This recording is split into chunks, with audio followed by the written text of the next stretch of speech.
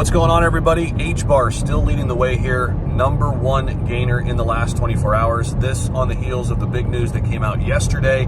If you guys missed that news, don't worry. We're going to recap it here real quick in this video. So HBAR well over 7 cents right now.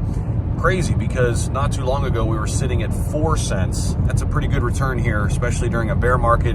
But HBAR's always had a lot of things kind of in the works, right? One of the things that we've talked about before is the possibility of government agencies, or in some capacity, the government utilizing Hedera Hashgraph because of its unique technology. You know, it's really not a blockchain, it's a hash graph. It's a little bit different in that, a little bit more secure. So that's why there's always been some rumors that the government agencies could come in and actually utilize the blockchain. Well, that's exactly what's happening. So yesterday, HBAR went up about 15%. It's up an additional 10% here this morning.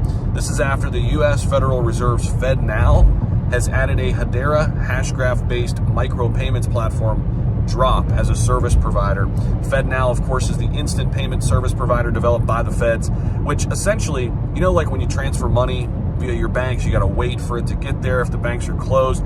Now all those transfers are instant.